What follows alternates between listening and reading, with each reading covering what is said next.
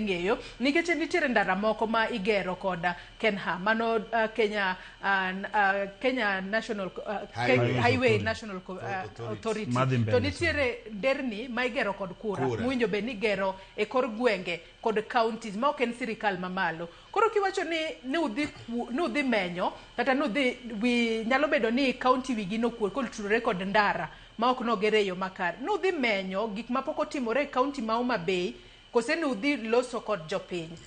Nwadhi wuoyo kod jopiny mantiere Nyandiwa. To harakati mar dhi wuoyo kod jopiny ndara otamowa mar luwo.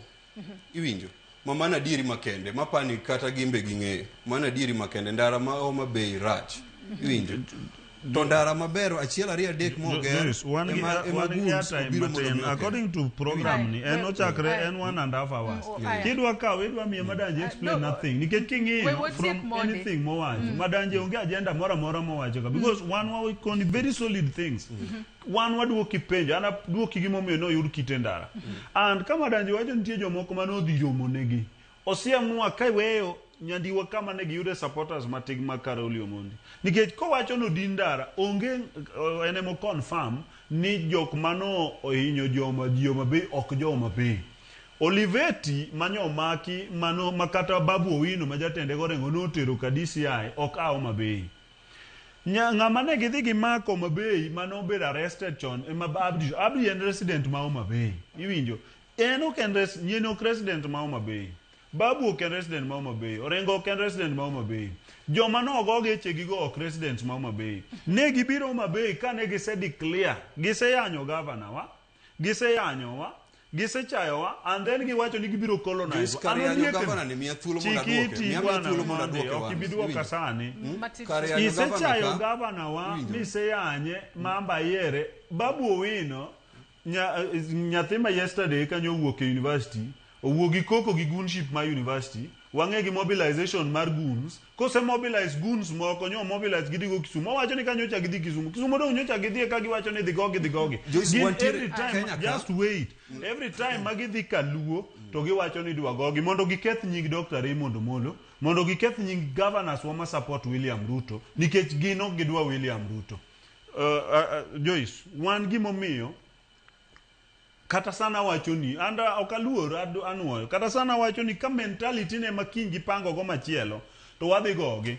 The simple reason gocho is simple because jowa winjowa nikech awacho ni wadhi kaka Joma Bay wadhi lawogi nikeche kisecha jotendwa mwagone gi kura nyiso ni chawa kisecha gik mikonyowa godo nderni ma Homa Bay William Ruto miyowa pesa through kura mogernwa te stadium mane gidwa address ji William Ruto miyo pesa motieknwa nuwinjo ka governor kwayo dual carriage no miwa Dr. Raymond Omolo ose struggle all the way ka omanyo project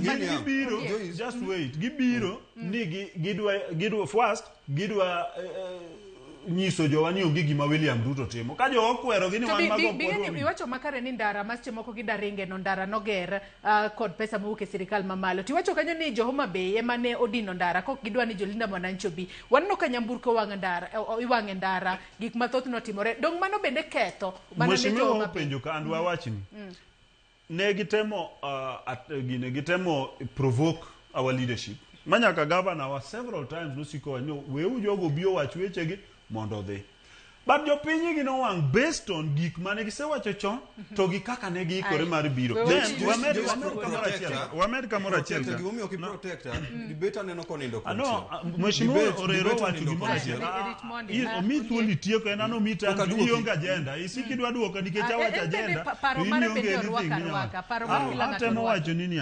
kane saa achiel oseromo gecho wang' sadi geche noko wang' godiochieng' geche noko wang' sa 11 geche noko wang' sa 12 geche oduogo wang' sa 3 otieno sa 4 otieno sa 4 otieno ni tim mang'e rally sa 4 otieno kisewuok kamoro to realize ni onge kama inyalo dhiye ok imany the nearest place ibedie nyiso ni jopiny wegi nok dwar gi nyaka jok magiwuondri ne dwar receive gigo ne riembo gi ne ok inya donjo kata dala ng'ato simply because ise provoke wa to the maximum ise chayo wa to the maximum and jopinye manotamore magi jopiny onge jatelo ka we wami mheshimiwa thuolo kasto in madanji kendo aparo ni mokwongo